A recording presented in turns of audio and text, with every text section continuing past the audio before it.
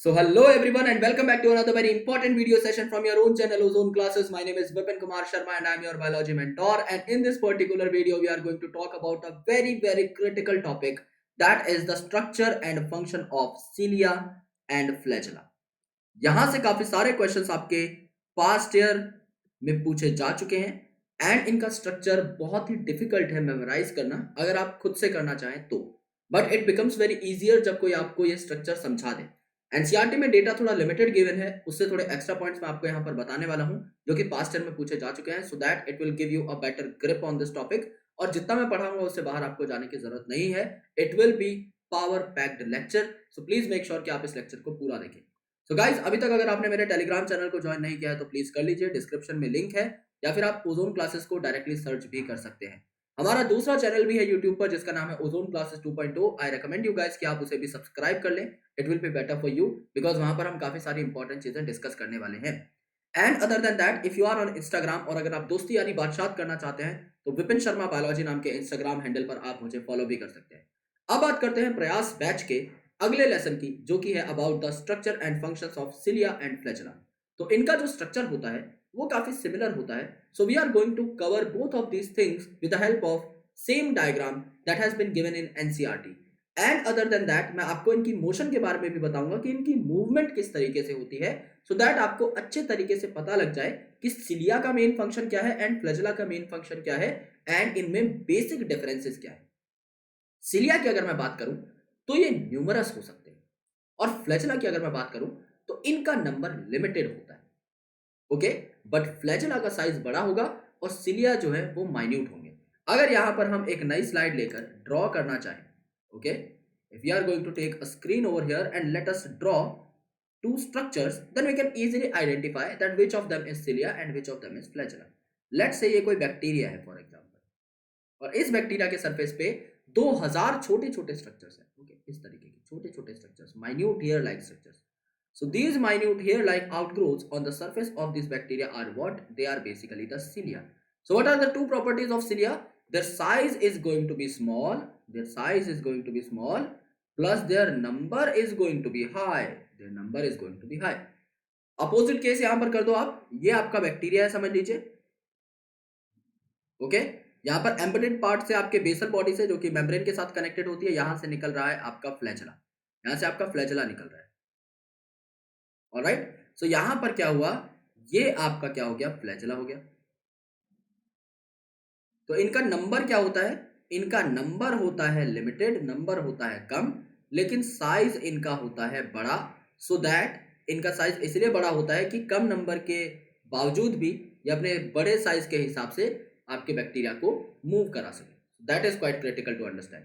Okay, तो अब हम देखते हैं कि एक्चुअल में इनकी प्रॉपर्टीज क्या क्या है। So firstly let's go through the theory and after that we will be proceeding towards the diagram. So cilia और फ्लैचेला हेयर लाइक आउटग्रोथ होती है सेल मेम्ब्रेन की।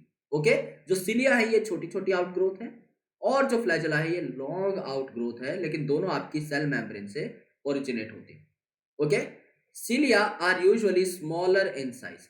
सिलिया आपकी छोटी होती है साइज में और इनका नंबर ज्यादा होता है एज कंपेयर टू फ्लैचेला, और फ्लैचेला आपका बड़ा होता है साइज में और इनका नंबर जो है ये आपका लिमिटेड रहता है। Okay, cilia are small structures that work like oars. Now what is working like oars? ये इस तरीके से कोऑर्डिनेटेड वे में बीट करेंगी कि ये आपके सराउंडिंग फ्लूइड को एक साइड में ढकेल सके। अगर आपने कभी नाव चलती हुई देखी है तो आप लोग क्या करते हैं, चप्पू लेकर आप पानी को पीछे की साइड ढकेलते हैं। So that is basically a relative kind of motion, कि आप पानी को अगर पीछे की साइड ढकेल रहे हैं तो आप अपनी नाव को आगे की साइड पुश कर रहे हैं। ओके, सिमिलरली जब एक रॉकेट पीछे से आग छोड़ता है, it is called as propeller motion. जब वो पीछे से फोर्स लगाता है, पीछे की साइड वो थ्रस्ट अप्लाई करता है, तो आगे की साइड वो बढ़ जाता है, ऊपर की साइड वो उड़ जाता है। So these are some things which also applies in the biological system. अब आपके जो सिलिया है काफी सारे वो कोऑर्डिनेटेड वे में मूव करते हैं, और वो इतने बेहतर तरीके से एक साथ मूव करते हैं कि वो सराउंडिंग फ्लूइड को एक पर्टिकुलर साइड में भेजने का काम करते हैं। समझ लीजिए सराउंडिंग फ्लूइड इस साइड जा रहा है तो आपका सेल इस साइड मूव करना स्टार्ट करता है, राइट। सो ये ओर की तरह वर्क करते हैं, causing the movement of either the cell, यानी ये सेल का मूवमेंट करा सकते हैं या फिर ये आपके सराउंडिंग फ्लूइड का मूवमेंट भी करा सकते हैं। लेकिन जो मूवमेंट में, पूरे सेल की मूवमेंट में जो मेन रोल है ये आपका किसका है, फ्लैचेला का है। ओके, सो कभी अगर दोनों के दोनों आपके ऑप्शंस आ जाएं तो आपको बताना है कि मेन जो रोल आपका सेल मूवमेंट के अंदर है, जिसमें सेल खुद मूव कर सकता है, that is done by the flagella. Okay, that is done by the flagella. अब आपका प्रोकैरियोट्स का फ्लैजेला और यूकैरियोट्स का फ्लैजेला, जैसे आपके बैक्टीरिया में भी फ्लैजेला है और आपके काफी यूकैरियोटिक सेल्स में भी फ्लैजेला देखने को मिल सकता है, ये अलग अलग होते हैं क्योंकि फ्लैजेला जो होगा प्रोकैरियोट का, ये फ्लैजेलिन प्रोटीन का बना हुआ रहेगा, जबकि आपके जो यूकैरियोटिक सेल का फ्लैजेला रहेगा ट्यूबुलिन प्रोटीन का बना रहेगा। ट्यूबुलिन से कुछ याद आया? मैंने लास्ट लेक्चर में आपको साइटोस्केलेटन पढ़ाया था।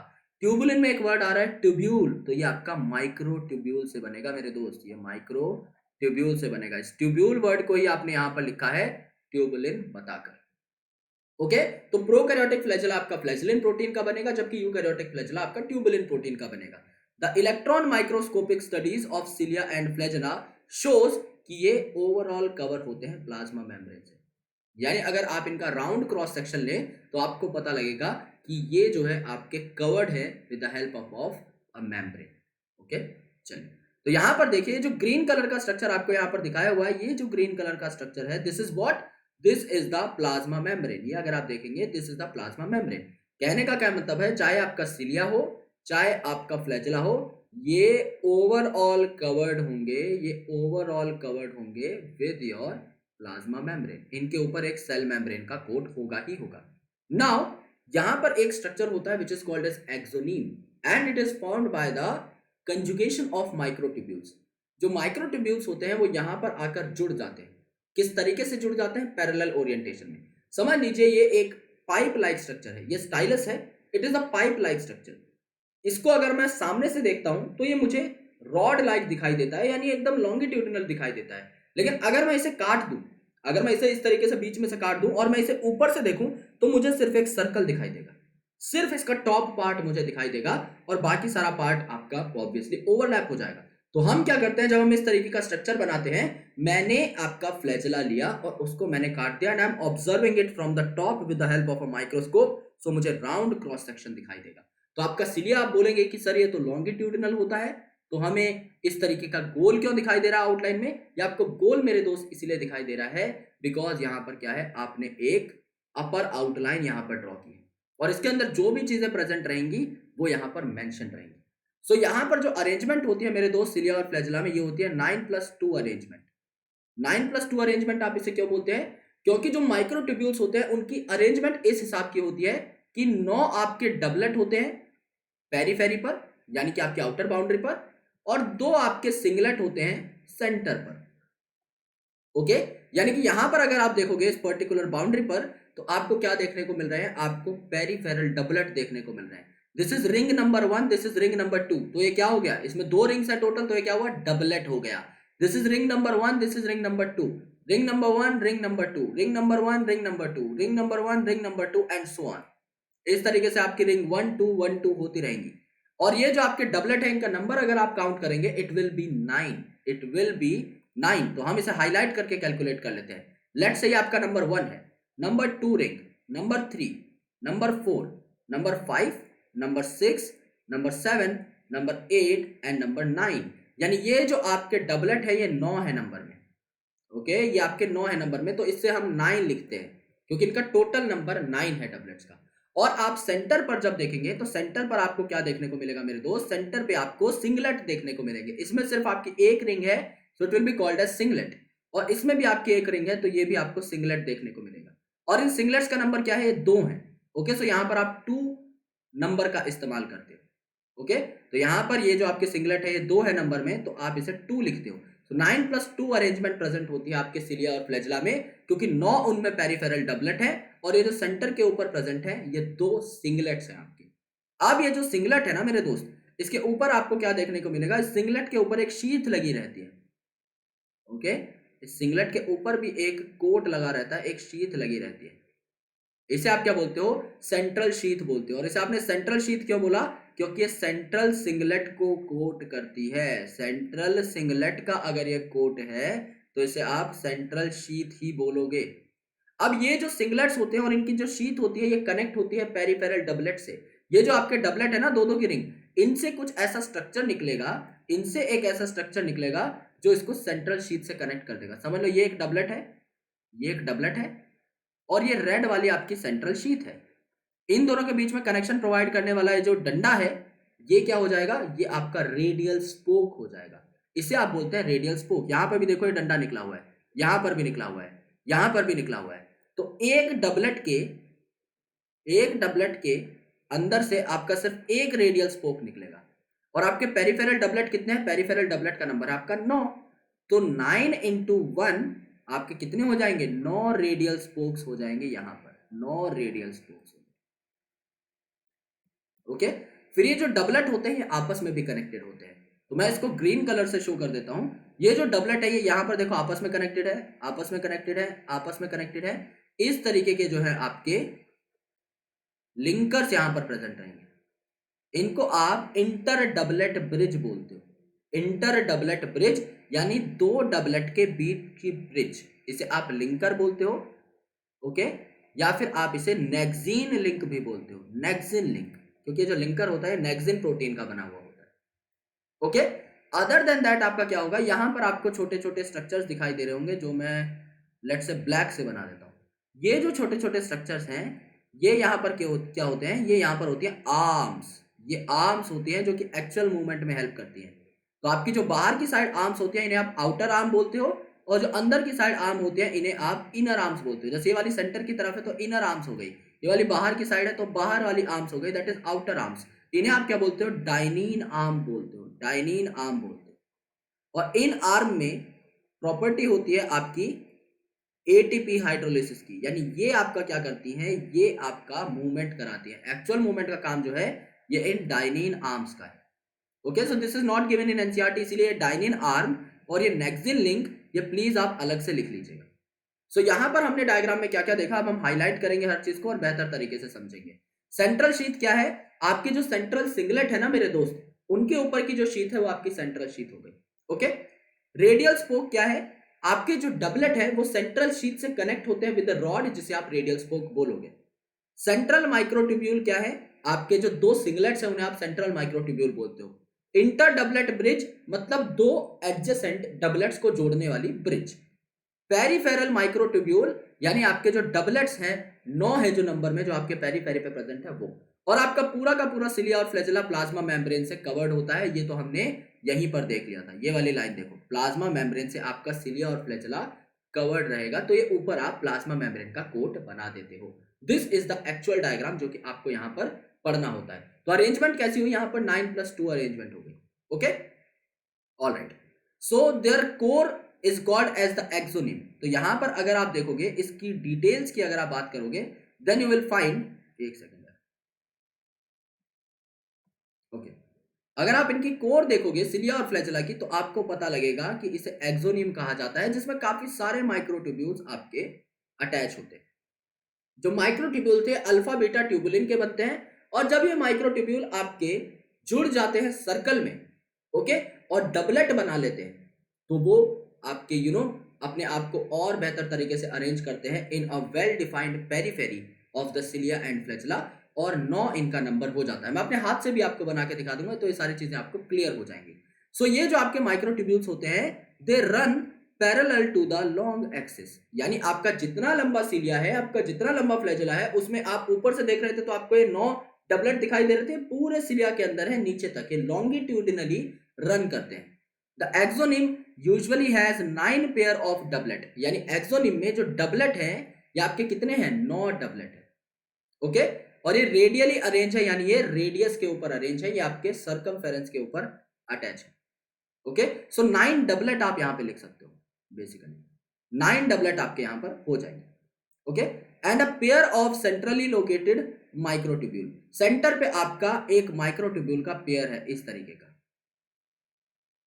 ओके, तो ये एक सिंगलेट है, ये एक सिंगलेट है, ओवरऑल आप इन्हें क्या बोल सकते हो कि 2 सिंगलेट यहां पर मौजूद है 2 singlet microtubules. Okay, such an arrangement of axonemal microtubule is called as 9+2 array, क्योंकि 9 कैसे थे आपके डबलेट थे और 2 कैसे हैं आपके सिंगलेट हैं, तो आपका क्या हुआ 9+2 अरेंजमेंट यहां पर हो गई।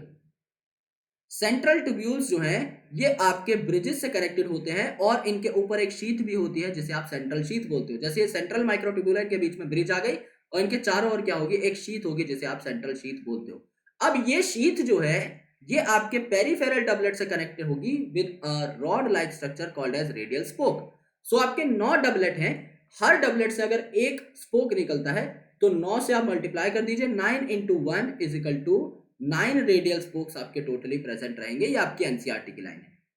अब जो पेरिफेरल डबलेट है, जो कोने पर प्रेजेंट आपके दो दो रिंग के आपके 9 डबलेट्स प्रेजेंट हैं, ये भी आपस में कनेक्ट होते हैं विद द लिंकर्स, जिन्हें आप नेक्सिन लिंकर्स बोलते हो या फिर इंटर डबलेट ब्रिज बोलते हो। डाइनिन जो प्रोटीन है ये आपका एटीपी एक्टिविटी को क्या करता है, एनहेंस करता है, और ये आपका मोशन कॉज करता है। जो मैंने आपको आउटर डाइनिन आर्म और इनर डाइनिन आर्म बताया है, वो वाले स्ट्रक्चर की यहां पर बात हो रही है। Both cilia and flagella emerge from the centriole-like structure called as basal body. Okay, यानी इसकी जो बेस होती है सिलिया और फ्लैजेला की, अगर आप यहां पर देखेंगे तो ये जो इनकी बेसल बॉडी है ये आपके सेंट्रियोल लाइक स्ट्रक्चर से अराइज होती है। और सेंट्रियोल का कैसा स्ट्रक्चर होता है ये मैं आपको नेक्स्ट वीडियो में बताने वाला हूं। जैसे इस लेक्चर में हमने बात की about the structure of cilia and flagella, similarly in the next lecture हम लोग बात करेंगे about the centriole structure and the centrosome structure. तो ये आपका सिलिया है। अब इनमें क्या होती है, बेसल बॉडी हो गया, फिर आपका हुक हो गया, और फिर आपका क्या हो गया, लॉन्ग फिलामेंट हो गया, जो कि क्या करता है आपका फ्लैटर करता है, जो आपका फ्लैटर करता है। तो यहां पर क्या हुआ, ये आपका फ्लैजेलम की बेसल बॉडी है, ये जो आपका फ्लैजेला है ये प्रोपेलर लाइक मोशन करता है। ओके, यानी ये चीजों को जनरली मूव करा सकता है, ये आपका इस तरीके से घूमता है और आपका एक सेल की एक्चुअल मोशन ये करा सकता है। जबकि सिलिया जो है ये काफी सारे होते हैं और ये बैक एंड फोर्थ बीटिंग करते हैं, यानी एक पर्टिकुलर स्पेसिफिक डायरेक्शन में मूव करते हैं। ऐसा नहीं है कि अपनी मर्जी से मूव कर रहे हैं, स्पेसिफिक डायरेक्शन। समझ लो आपका ट्रैकिया है, उसमें कोई डस्ट पार्टिकल है, या फिर समझ लो आपकी नेजल लाइनिंग में कोई डस्ट पार्टिकल है, उसे आपकी बॉडी से बाहर की साइड ही फेंकेगा, अंदर की साइड नहीं ले जाएगा। They are very very specific in their positioning. Secondly समझ लो ये आपका फीमेल रिप्रोडक्टिव ट्रैक्ट है। समझ लो यहां से ओवरी से आपका एग निकला। अब ये जो यहां से आपका एग निकलेगा, ये जो आपका ओवम निकला, ये आपका फेलोपियन ट्यूब तक ही जाता है, आपका साइट ऑफ फर्टिलाइजेशन तक जाता है, जिससे कि ये क्या कर सके, स्पर्म के साथ फ्यूज कर सके। ओके, तो ये साइट ऑफ फर्टिलाइजेशन तक जाता है कैसे, with the help of these kind of structures. तो ये स्पेसिफिक होते हैं अपनी बीटिंग में। तो काफी सारे सिलिया, थाउजेंड्स ऑफ सिलिया मिलकर जब अपना बीटिंग पैटर्न एक तरीके से मैनेज कर लेते हैं, तो ये आसपास के सराउंडिंग फ्लूइड को या फिर एक सेल को मूव कराने की कोशिश करते हैं। समझ लीजिए आसपास पानी है और एक सेल को मूव करना है, या फिर आसपास कोई मीडियम है, सॉल्वेंट है, उसमें मूव करना है, तो आपके सिलिया एक तरीके से फ्लैटर करेंगे सो दैट एक पर्टिकुलर डायरेक्शन में सेल को मूव कराया जा सके, या फिर आपके सराउंडिंग फ्लूइड को एक डायरेक्शन में पुश किया जा सके। So this is how the movement is being done. So I hope this thing is clear. Let's make this diagram again with our own hands so that we can understand each and everything carefully. हम लोग अगर इसे बेहतर तरीके से समझना चाहते हैं तो हम इसे हाथ से ड्रॉ कर लेते हैं। सबसे पहली बात कि सेंटर पे आपका क्या प्रेजेंट होगा, सेंटर पे आपके प्रेजेंट होंगे सिंगलेट। तो मैं यहाँ पर 2 सिंगलेट बना देता हूँ। ये आपका एक सिंगलेट हो गया, ये आपका दूसरा सिंगलेट हो गया। ओके, अब इनके चारों ओर क्या है, इनके चारों ओर प्रेजेंट है सेंट्रल शीथ, इनके चारों ओर सेंट्रल शीथ प्रेजेंट है, ये इस तरीके की। ओके, तो ये शीथ मैं यहां पर बना देता हूं। ओके, ये शीथ आपकी यहां पर बन गई। अब ये शीथ आपकी किससे कनेक्टेड होती है, ये आपकी पेरिफेरल डबलेट से कनेक्टेड होती है। तो यहां पर आपकी डबलेट है, this is ring number 1, this is ring number 2, this is ring number 1, this is ring number 2, this is ring number 1, this is ring number 2। And इसी तरीके से आपका क्या होता है, इसी तरीके से आपके 9 जो हैं डबलेट आपके प्रेजेंट होते हैं। तो इनका नंबर क्या रहेगा, इनका नंबर आप इसी तरीके से और डबलेट बना सकते हैं। इनका टोटल नंबर रहेगा आपका 9, इसीलिए तो आपकी 9+2 अरेंजमेंट है। तो यहाँ पर आप इन्हें ड्रॉ कर सकते हैं। अब क्या हुआ, यहां से एक चीज निकली, यहां से जो आपकी कंप्लीट रिंग है इससे एक चीज निकली, that is called as radial spoke. और वो रेडियल स्पोक क्या करता है, आपके इस डबलेट को कनेक्ट करा देता है इस सेंट्रल शीथ के साथ। सिमिलरली यहां से भी आपका रेडियल स्पोक निकला और वो इसे सेंट्रल शीथ के साथ कनेक्ट करा देगा। यहां से भी एक रेडियल स्पोक निकला और वो आपका इसे सेंट्रल शीथ के साथ कनेक्ट करा देगा। एंड सिमिलरली आपका यहां से भी निकल सकता है। कहने का मतलब है जितने आपके नंबर ऑफ डबलेट उतने ही आपके रेडियल स्पोक्स। तो आपके 9 नंबर ऑफ डबलेट हैं, तो आपके 9 ही नंबर ऑफ क्या हो जाएंगे, रेडियल स्पोक भी हो जाएंगे, रेडियल स्पोक हो जाएंगे। अब ये जो आपके डबलेट्स होते हैं ये आपस में कनेक्टेड होते हैं। Okay, these are connected to each other with inter doublet bridge. तो ये जो आपका ब्रिज है ये नेक्सिन लिंक का बना हुआ रहता है, ये आपका इंटर डबलेट ब्रिज क्रिएट करता है। ओके, ये आपके डबलेट यहाँ पर कनेक्ट हो गए। ओके, ये आपका इंटर डबलेट ब्रिज बना लेता है। इसके भी सराउंडिंग में जो है उससे कनेक्ट हो जाएगा, इसके भी एडजेसेंट जो है उससे कनेक्ट हो जाएगा। सिमिलरली आपके सिंगलेट्स के बीच में भी आपको ब्रिज देखने को मिल सकती है, जिसे आप बोलते हैं inter singlet bridge. Okay, that is also a linker. Now यहाँ पर क्या होता है मेरे दोस्त, यहाँ पर आप अगर देखोगे तो यहाँ पर डाइनिन आर्म्स होती हैं, इस तरीके की आर्म्स होती हैं जिन्हें आप बोलते हैं इनर डाइनिन आर्म्स, और इस तरीके की आर्म्स होती हैं जिन्हें आप बोलते हैं आउटर डाइनिन आर्म्स, जो कि आपकी मोशन में हेल्प करती है। तो इस तरीके के आपके यहाँ पे स्ट्रक्चर देखने को मिलते हैं। ओके, जो मैंने आपको डाइनिन आर्म बताई थी वो एक्चुअल में ऐसी दिखती है। तो किसी आप स्टैंडर्ड बुक में देखेंगे, एनसीईआरटी में थोड़ा सा मिसलीडिंग है, बट कभी आप स्टैंडर्ड बुक पढ़ेंगे आगे चल के एमबीबीएस में, तो आपको इस तरीके का जो है पूरा का पूरा जुगाड़ देखने को मिलेगा। तो ये क्या है, इसके चारों ओर फिर आप क्या बना देंगे, इसके चारों ओर it is very easy to understand that what we are going to make, इसके चारों ओर हम लोग बना देंगे प्लाज्मा मेम्ब्रेन, क्योंकि सिलिया हो चाहे फ्लैजेला, प्लाज्मा मेम्ब्रेन से तो कवर्ड होगी ही। ये बात हमने थ्योरी में भी देख ली, हमने ओवरऑल भी देख ली। तो इस तरीके से आपके टोटल प्लाज्मा मेम्ब्रेन जो है इसे कवर कर लेगी completely, and it will become what, it will become the complete cilia and flagella with 9+2 arrangement, with 9+2 arrangement.